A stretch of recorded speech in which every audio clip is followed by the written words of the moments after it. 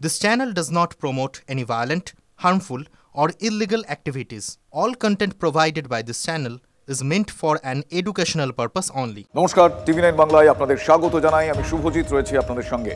মালদার চাঁচলে সেখানে আমবাগানে এক মহিলার অগ্নিদগ্ধ দেহ উদ্ধার হয়েছে এবং এই ঘটনাকে কেন্দ্র করে খুব স্বাভাবিকভাবেই রহস্য দানা বাঁধছে। দেহের পাশেই পাওয়া গিয়েছে সোনার কানের দুল, পাওয়া গিয়েছে জুতো, অবিন্যস্ত অবস্থায় পোশাক, পাওয়া গিয়েছে রক্তের দাগ। মহিলাকে খুনের পর মৃতদেহ জ্বালিয়ে দিয়ে প্রমাণ লোপাটের চেষ্টা করে দুষ্কৃতীরা। পুলিশ এমনটাই অনুমান করছে। ঘটনাস্থলে পাওয়া গিয়েছে ছুরি। গোটা আমবাগান পুলিশ ঘিরে ফেলেছে। আরো সূত্রের খোঁজে পুকুরে জাল ফেলে তল্লাশি চলছে। UEM Jaipur is a perfect target for prospective students aspiring for good jobs, good education with future-ready skills. হয়তো এটা লাগবেই, যেহেতু একটা বাড়ির সামনে এরকম একটা মেয়ের হয়ে গেল, আজকে ওর হলো, আবার ওর জায়গায় যদি কালকে যদি আমরা থাকি, কোথাও থেকে যদি আসে, আমাদের উপরেও তো অ্যাটাক হতে পারে, তখন আমরা কি করব? ভয় তো অবশ্যই লাগবে। আতঙ্কে কোনোদিন জীবনে হয়নি, এত বড় হয়ে দেখিনি, আতঙ্ক হচ্ছেই স্যার। এটা না এরকম ভাবে না এরপরে অত্যাচার মা বোন আমরা রাস্তা চলতে পারবো না। কোনো সময় গুণ আমরা থাকলাম না বাড়িতে, আমরা চাষি মানুষ কাজ করতে যাই। এখন আমার মা বোন ভাই ভাতিজি সবই আছে বাড়িতে। এখন কোনো গেলে আমাদের তো জানে ভয় লাগবে স্যার। এখন এইগুলো জিনিস হওয়া কিন্তু ঠিক না। কিছু একটা হয়েছিল আতঙ্কে আমরা, কিন্তু আসলে আমার যেটা মনে হয় যে সেটা হয়তো এলাকার মধ্যেই নেই, বাইরের কোথাকার হতে পারে। আতঙ্কে আছি। হ্যাঁ, আমাদের তো এটাই ন্যাশনাল রাস্তা 24 ঘন্টা। হ্যাঁ, এটাই ব্লক যদি সামান্য যাই আমাদেরকে এই রাস্তাতেই যেতে হবে, পঞ্চায়েতে যদি যাই এই রাস্তা দিয়ে যেতে হবে, কোনো স্ট্যান্ডে যদি যাই এই রাস্তাতেই যেতে হবে, যদি মার্কেটে যাই এই রাস্তাতেই যেতে হবে। তাহলে এই রাস্তাতে যদি এরকম সমস্যা যদি হয়, তাহলে আমরা একটা মেয়েরা তাহলে কিভাবে যাব? অজ্ঞাত পরিচয় মহিলা, ওর প্রায় গোটা দেহই পুড়ে গেছে, শুধু পা দেখা যাচ্ছিল, বাকি শরীর চেনা যাচ্ছে না। তো এটা অভাবনীয় ব্যাপার। আগে আমরা ওই সিআইডি ক্রাইম সিন এগুলোতে দেখতাম, এখন বাড়ির গড়াতে দেখছি। স্বাভাবিকভাবেই আপনারা বুঝতে পারছেন এই ঘটনা কতটা তাদের মধ্যে প্রভাব ফেলেছে। এরকমই একটা ঘটনা আপনাদের বলবো। ওই এলাকায় বেশ কিছুদিন ধরে এক তরুণী নিখোঁজ। এই খবর পাওয়ার পর, আমবাগানে এই দগ্ধ দেহ পাওয়ার খবর পাওয়ার পর ওই তরুণী যে এখনো নিখোঁজ, তার বাবা মা ছুটে যান সেখানে দেখার জন্য তাদের সন্তান কিনা। একবার শুনুন তারা কি বলছেন। স্পষ্ট হয়ে গিয়েছে যে সেই দেহটি মহিলার দেহ, এটা কিন্তু পুলিশের কাছে এটা স্পষ্ট। তবে এই মুহূর্তে যেটা একেবারে প্রথম আমরা ব্রেক করছি, যে এই এলাকার যে মানে চাঁচলের জালালপুর বলে একটি গ্রাম রয়েছে, সেই জালালপুর গ্রামের বছর 18-র একটি মেয়ে গত 24 তারিখ থেকে নিখোঁজ এবং তাকে পাওয়া যাচ্ছে না। এবং তারাও কিন্তু আতঙ্কে ছুটে এসেছেন এই খবর দেখার পরে যে এই মেয়ে তাদের মেয়ে নয় তো, সবাই মেয়ের জন্য এসেছে। মেয়ের খোঁজ করতে এসেছেন। আপনারা কবে থানায় জানিয়েছিলেন? থানা আজকে জানিয়েছেন। হ্যাঁ। এবার 24 তারিখ থেকে যে নিখোঁজ, আপনারা খোঁজ খবর করেছিলেন? হ্যাঁ, সব জায়গা ঢুঁড়েছি, কুটুম বাড়ি ঢুঁড়নু, মেলে কুটুম আছে, কুটুমের বাড়ি ঢুঁড়নু, আর অন্য জায়গা ঢুঁড়লাম, পেলাম না, তখন থানাতে তখন এলাম। এখানে এসে পুলিশ আপনাদের কি বললো? আমরা কি এখানে কি করে আইলাম যে দেখি এখানে যদি কেউ মেয়ে টেরে থাকে, তো যদি নিজের মেয়েটে হয় তো দেখবো, কি নিয়ে যাবো, এটার জন্য আমরা এসেছি। তো দূর হবে আপনাদের গ্রাম? আমাদের গ্রাম 4 কিলোমিটার। হ্যাঁ, এখান থেকে 4 কিলোমিটার? এখান থেকে 4 কিলোমিটার। আচ্ছা, আপনারা বিভিন্ন জায়গায় খোঁজ করেছেন? আমরা বিভিন্ন জায়গায় খোঁজ করেছি। এখন পুলিশ কি বললো? এখন আমরা পুলিশ বললো যে যান থানাতে, থানাতে যে এটা অভিযোগ জানান। আমরা তো থানা গেছিলাম, অভিযোগ জানিয়ে আসলাম, হসপিটাল গেছিলাম, হসপিটালও বললো যে না, দেখানো যাবে না নার্স, দিয়ে আমরাকে দেখানো দিল না, দিয়ে আমরা ঘুরে চলে আসলাম। ওইখানে ওদের কাছে যে চটি পাওয়া গেছে, কাপড় পাওয়া গেছে বা দুল পাওয়া গেছে, সেইগুলো কি আপনাদের দেখিয়েছে? না, ওগুলো আমরাকে দেখিনি, ওটা দেখায়নি। কি বলছে ওগুলো নিয়ে?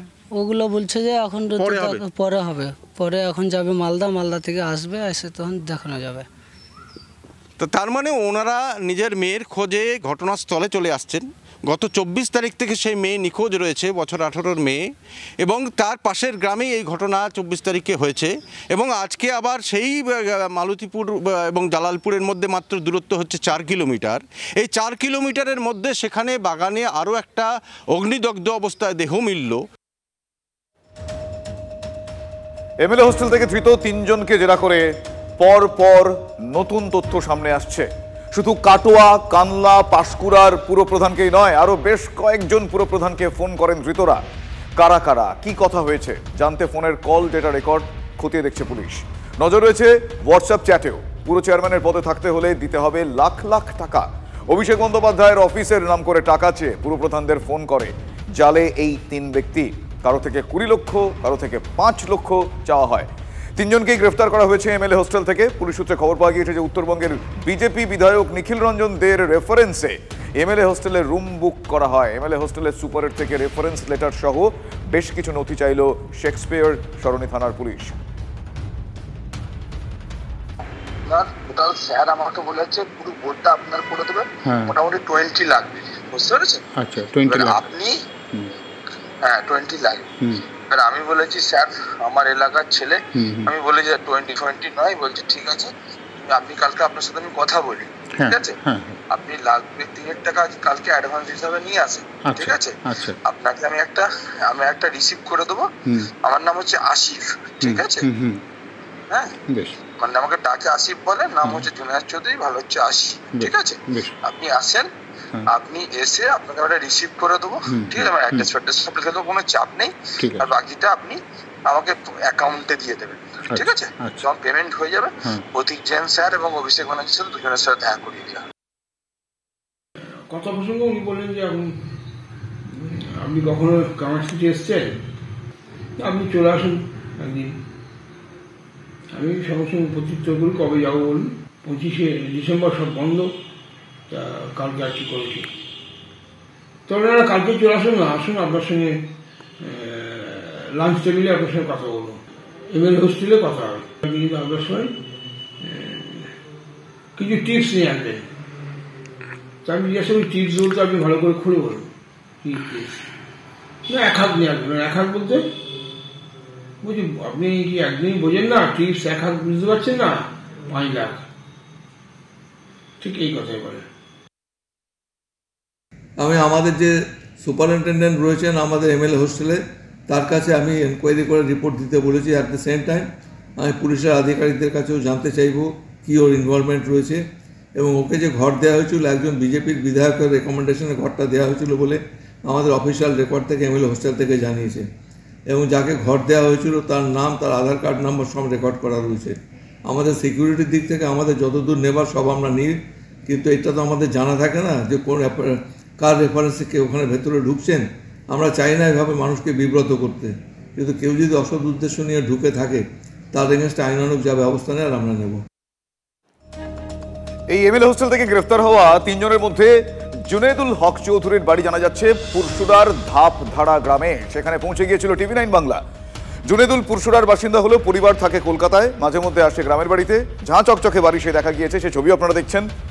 ক্যামেরার সামনে মুখ খুলতে না চাইলেও আড়ালে থেকে এলাকাবাসীদের দাবি এই জুনেদুল তার বাবার সঙ্গে কলকাতায় ব্যবসার দেখাশোনা করেন। সরকারি বিভিন্ন অফিসে তাদের ক্যান্টিন রয়েছে, সরকারি জায়গায় খাবার দেন তারা। নেতা মন্ত্রীদের সঙ্গে তাদের ওঠা বসা রয়েছে বলে এলাকার মানুষজন জানিয়েছেন। ক্যামেরার সামনে তারা ভয়ে মুখ খুললেননি, কিন্তু আমার সহকর্মীকে তারা জানিয়েছেন। ওদের ক্যান্টিন খাওয়াতো সরকারকে, ওই যে পুলিশ লালবাজারে পুলিশ ব্যাংসাল কোর্টে ডালাউসি ওদের সব ক্যান্টিন আছে, ওই ক্যান্টিন খাওয়াতো সরকারি লোককে খাওয়াতো। যত পুলিশ এসব সরকারি যারা ওই জেলে যায় তাদেরকে সব খাবার টাবার দেয়, সেই কারবার ছিল। বিধায়ক হোস্টেল থেকে গ্রেফতার 3 জনের মধ্যে একজনের নাম শুভদীপ মালিক। তার বাড়ি তারকেশ্বরের নাইটামাল পাহাড়পুর গ্রাম পঞ্চায়েতের রামচন্দ্রপুর গ্রামে। তার পরিবারের তরফ থেকে দাবি করা হচ্ছে যে শুভদীপ মালিক পেশায় গাড়ি চালক। গত 4 বছর ধরে গাড়ি চালকের পেশার সঙ্গে তিনি যুক্ত। বেশ কিছুদিন ধরে কলকাতার এক ব্যক্তির গাড়ি চালাতো বলে জানিয়েছে তার পরিবার, এবং কলকাতাতেই থাকতো শুভদীপ, এমনটা তার পরিবারের লোকজন জানাচ্ছেন। তবে ধৃত জুনায়েদ হক চৌধুরীর গাড়ি চালাতো বলে জানা গিয়েছে। গোটা ঘটনায় হতবাক হয়ে গিয়েছেন প্রতিবেশীরা। আমাদের এখানেও বছর 2 আগে এই ধরনের ঘটনা ঘটেছিল, তখন শোরগোল পড়েছিল। বিভিন্নভাবে বিভিন্ন জনকে ফোন করে কাকে পদ পাইয়ে দেওয়া হবে, কাকে চাকরি দেওয়া হবে, সেই যে থানাতে কমপ্লেনও হয়েছিল, একটা শোরগোল পড়েছিল। পরিচয় দিয়ে কখনো থানার মেজবাবু বলছি, কখনো বিডিও অফিস থেকে বলছি, এই ধরনের পরিচয় দিত বিভিন্ন লোককে। তো এখনও শোনা যাচ্ছে এই ধরনের ঘটনা নাকি ঘটছে। 18 দিনের মধ্যে 2 জন তৃণমূল কংগ্রেস কর্মী খুন। শোরগোলের আবহে সরানো হলো নন্দীগ্রাম থানার আইসিকে। অনুপম মণ্ডলকে নন্দীগ্রাম থানায় সরিয়ে পাঠানো হলো আইবিতে। এখন নন্দীগ্রাম থানার দায়িত্বে বর্তমান ডিএসপি তুহিন বিশ্বাস। অনুপম মণ্ডলের সঙ্গে শুভেন্দুর ঘনিষ্ঠতার অভিযোগ তোলে তৃণমূল কংগ্রেস। অনুপমের বিরুদ্ধে অভিযোগে সরব হন কুণাল ঘোষও। রুটিন বদলি এমনটাই দাবি জেলা পুলিশের। নন্দীগ্রাম থানার পুলিশের একাংশ এদের বুকের মধ্যে এখনো অতৃপ্ত লাল আত্মা অর্থাৎ সিপিএম এর আত্মা ঘুরছে। তারা এখন অন্ধ তৃণমূল বিরোধিতা থেকে বিজেপিকে মদত করছেন। তাদের বিরুদ্ধে পুলিশের প্রশাসনের উচ্চ পদাধিকারী যারা আছেন তাদের কড়া সিদ্ধান্ত, কড়া ব্যবস্থা নিতে হবে। নন্দীগ্রাম থানার একাংশে অন্তর্ঘাত চলছে।